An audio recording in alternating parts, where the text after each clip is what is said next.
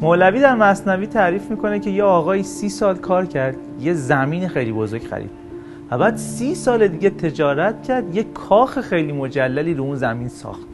روزی که میخواست نقل مکان کنه به اون کاخ، شهربانی اومد گفت آقا شما نمیتونید وارد کاخ شید.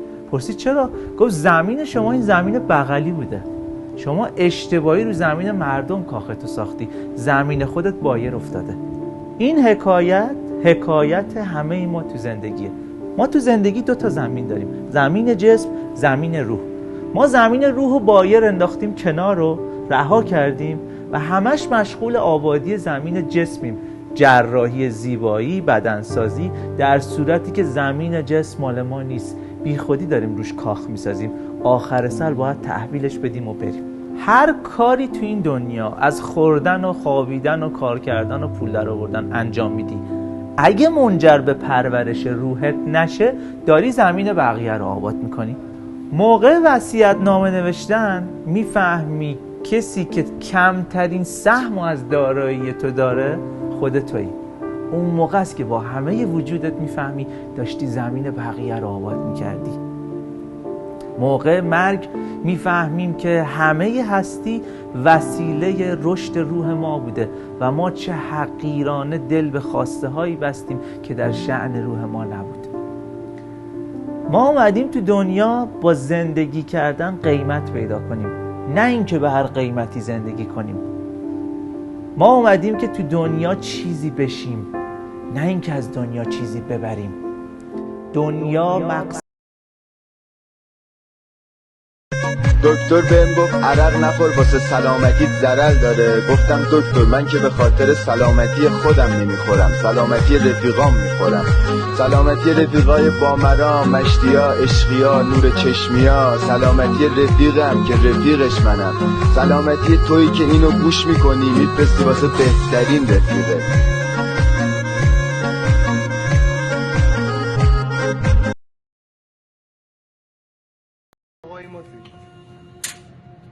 קודם כל, עם ישראל חי.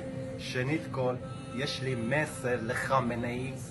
בפרסית אבל אני רוצה להגיד את זה חבר'ה, בפרסית, שהוא יבין את זה. آقای خامنه‌ای خوب گوش کن، خوب گوش کن. ما تو رو کباب میکنیم، بعدش میدیم به سگا شاید بخورنت. کثافت ان کاکبوش کاکبوش.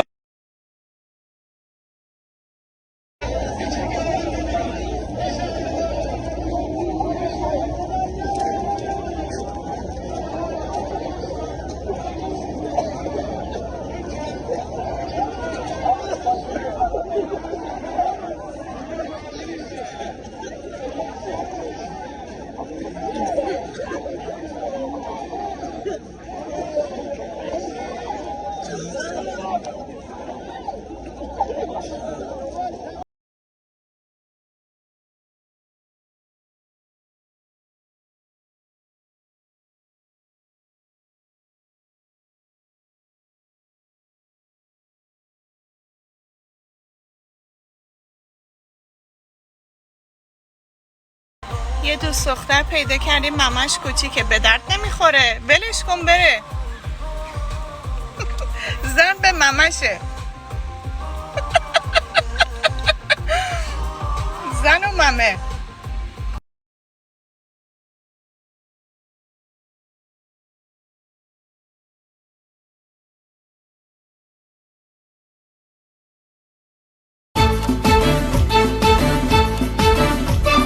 حالا که میگن دنیا فقط 2 روزه 2 روزه، حالشو ببر تا که دلت نسوزه نسوزه.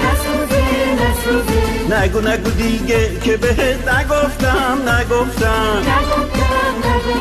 دستامو بگیرش که دارم میافتم.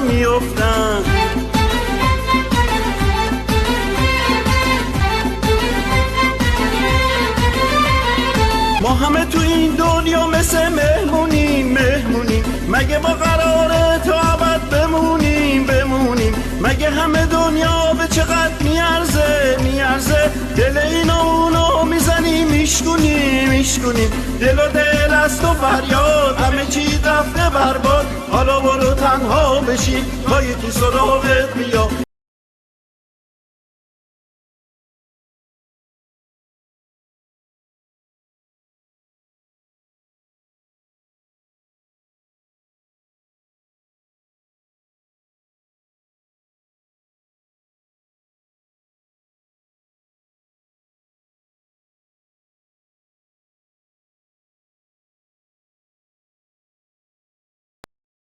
خانوما آقایونشون رو تو زمانهای مختلف اینطوری صدا میزنن: زمان آشنایی، مرد رویا، زمان نامزدی، عشق، زمان ازدواج، هم نفسم، بعد از 1 ماه، جان دلم، بعد از 2 ماه، سایه سرم، بعد از 3 ماه، شوهرم، بعد از 1 سال، آقا بالا سر، بعد از 2 سال، بخوره بخواب، بعد از 3 سال، نرقول، بعد از 4 سال، لندهور، بعد از 5 سال، مردی که مفخوره نمک نشناس، بعد از 10 سال. خبر مرگت ایشالله ببینی از دست راحتم میشه بیر فرمنگ با خونه مادر. دیوونه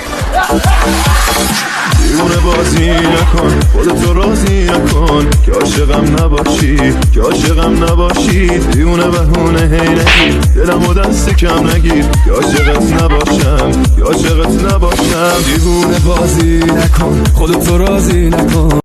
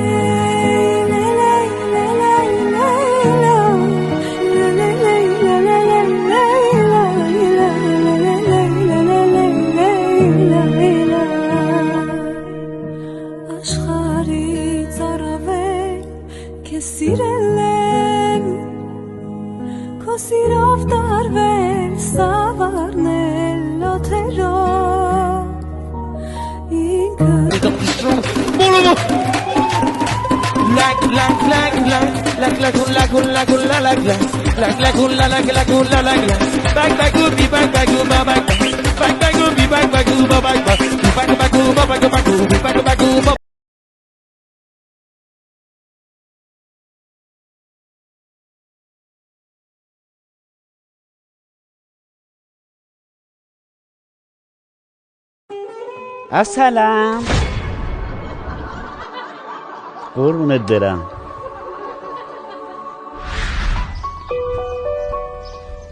کوین من عشقم، موش بشو ای جانم. خواهد دوست دارت. ببین توی سن سال چجوری عاشق زنشه.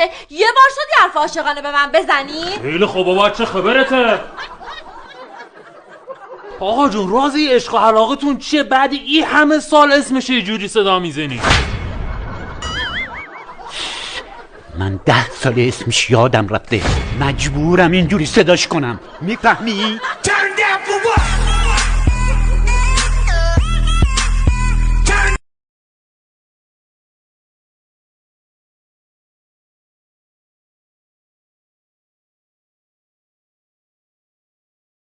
این زن در مورد شغلش اینطور بیان می کند که اکثر مشتری های من تنها به کسی نیاز دارند که کنارشان باشد و آنها را لمس کند، اما اکثر مردم از روی کنجکاوی نیز به این مکان می آیند. این زن به کسانی که نیاز به نوازش و هم آغوشی دارند خدمات می دهد و پس از یک شب خوابیدن در بغل این افراد وجهی را از آنها دریافت می کند. نام او جکی ساول است و 29 سال سن دارد. یک جای خواب دنج در نیویورک تأسیس کرده است که او در این مکان به مشتریان خود خدمات خوابی راحت و در آغوشی گرم را هدیه می دهد. او از مشتریانش ساعتی $60 یا به پول ما 1,500,000 می گیرد. او می گوید من می دانم چگونه با در آغوش گرفتن مشتری احساس امنیت و آرامش را به او منتقل کنم و خواب راحتی برایش فراهم آورم. او حتی برای این شغل عجیب تبلیغات زیادی به صورت آنلاین دارد و از این طریق مشتریان زیادی جذب کرده است.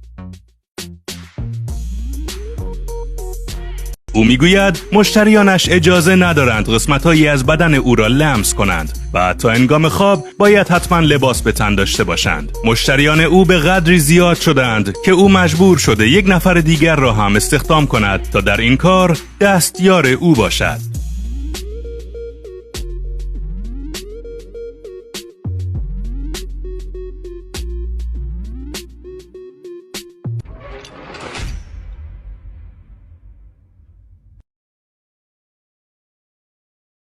اگه غذا دوست داری زن شمالی بگیر. اگه خوشگل میخوای از تبریز زن بگیر. اگه زن مهمون نواز عاشق پیشه میخوای زن کرد بگیر. اگه میخوای خوش بگذرونی از شیراز زن بگیر. اگه میخوای پولدار بشی از اصفهان زن بگیر. اگه میخوای نازتو بکشه از تهران زن بگیر. اگه هم میخوای شاد و خوشبخت زندگی کنی اصلا زن بگیر.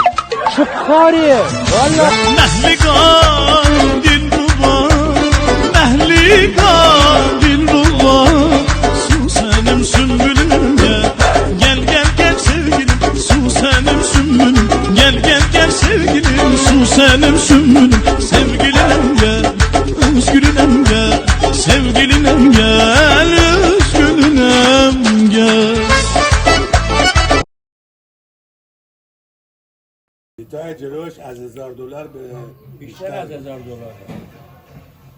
یعنی מספר אחד היום בלוס אנג'לס. לא, היא נמצאת בלונדון, יש לה תחנת טלוויזיה משלה. כן, אבל מבחינת זמרת בלוס אבל היא אנג'לס... מופיעה הרבה בכל מקום. הנה, מועין עכשיו יש לו קונצרט במלבורן, אוסטרליה. יש לה בטורקיה שמעתי גם. כן. גם בטורקיה, עכשיו עושה סיבוב. ששון ג'ונה. אבל הרבה זמרים אני שומעת בזמן האחרון שהקול שלהם מאוד מאוד כן, אבל מועין זה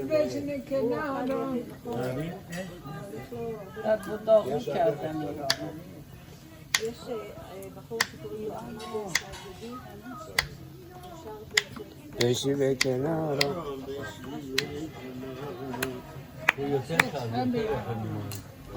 احمد شهر יותר, תשימי יותר שנייה. הוא שר יותר טוב ממנו. גם טורקית הוא שר, הוא היום מלך הטורקים. دوست میدم.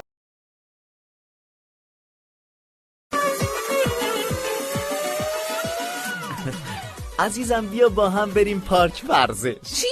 تو فکر میکنی من چاقم؟ خب نمیخوای نیا؟ منظورت اینه که من تنبلم؟ نه آروم باش خانم. یعنی من عصبیم؟ نه منظورم این نبود. پس من دروغوام. باش اصلا تنها میرم. چی؟ تنها؟ چرا تنها؟ با کی قرار داری؟ اصلا غلط کردم، جایی قرار نیست برم. خوبه؟ یعنی چی؟ مگه من مسخره تو هم؟ خدا مشکوکم به تو، نمیتونم بمونم با تو.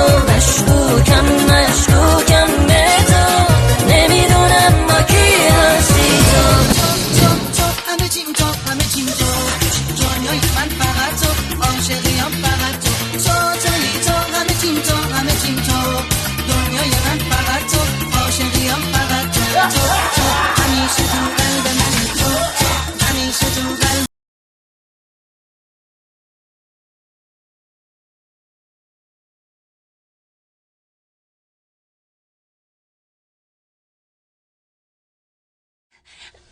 عزیزم جانم سردمه. خب پاشو یه چیزی بپوش. نه خیلی سرده.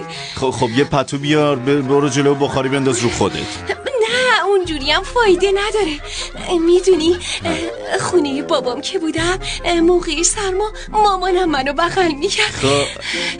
آها فهمیدم. خب ببین گلم نمیشه که تا آخر زمستون مامانتو بیاریم خونمون؟ میشه؟ نمیشه. خاک تو سرت که اینقدر نفهم و بیشوری. خب نمیشه کار دیگه ای کرد. میشه واقعا؟ نمیشه.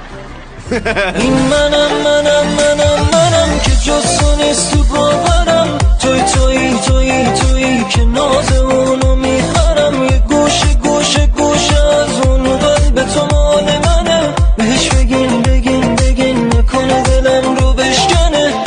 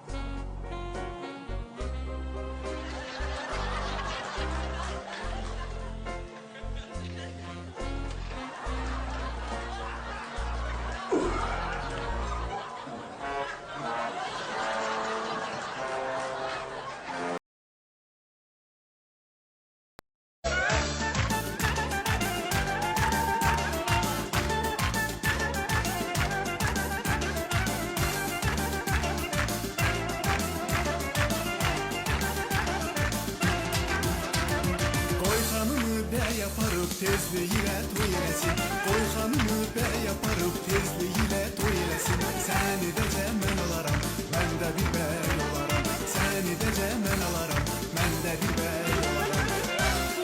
Var var, var var. Bulunmaz gelerem, Bilirem gelersen, beni bile yarınsan. bele bele canınsan. Ben giderim oğlana, alın pulu çok olsun. Ben giderim oğlana, alın pulu çok olsun. Alın pulu çok olsun, derdi gani az olsun. Alın pulu çok olsun, derdi gani az olsun. Var var, var var. Bulunmaz gelerem, Bilirem gelersen, beni bile yarınsan. bele bele canınsan.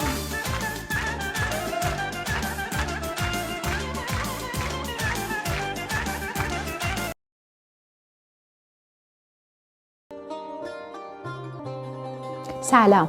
یکی از مراجعان ازم پرسید خانم دکتر این زندگی که قراره یه روزی تموم بشه واقعا فایدهش چیه؟ بهش گفتم فیلم میبینی؟ گفت آره زیاد فیلم میبینم. گفتم خب پس چرا فیلم نگاه میکنی؟ مگه نمیدونی فیلم تموم میشه؟ گفت آخه دوباره میتونم ببینمش. گفتم قشنگی زندگی میدونی کجاست؟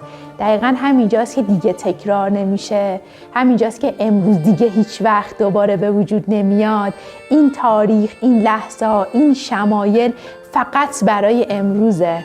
گفتم قشنگی زندگی یعنی این که این ویدیو اگه آخرین ویدیو باشه، این نفس کشیدن اگه آخرین نفس کشیدن باشه، این دیدن پدر و مادرم، این بغل کردن همسرم اگه آخرین دیدار و آخرین آغوش باشه، قشنگی زندگی همینه که یه بار تکرار میشه.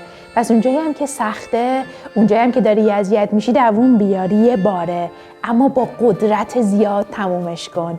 زندگی میتونه جای قشنگی باشه، به شرط اینکه من تو بخوایم قشنگ نگاهش کنیم. باور کن، باور کن، باورای ماست که داره لحظه هامون رو رقم میزنه. من امروز از صبحی نیت رو کردم که امروز رو عالی بسازم، واسه همین این پستو دارم براتو ضبط میکنم که بهت بگم که زندگی دوباره تکرار نمیشه. امروز فقط برای همین امروزه. میتونی بگی چقدر چرند، چقدر مسخره. آره مختاری، هر جوری که دوست داری در مورد امروز حرف بزنی و نظر بدی، اما امروز فقط یه باره. این یه بار رو جرأت کن، عاشقانه زندگی کن، با عشق زندگی کن، لحظه هاتو عالی ترین مدلی که میشه ساخت بسازی. زندگی فقط یه بار تکرار میشه. تو هم تو این زندگی یه جایگاه فوق‌العاده داری. این یه بار رو عالی بساز، عالی بساز. نقشتو خوب بازی کن، حتی اگه همبازیات خوب بازی نکنن، تو خوب بازیش کن.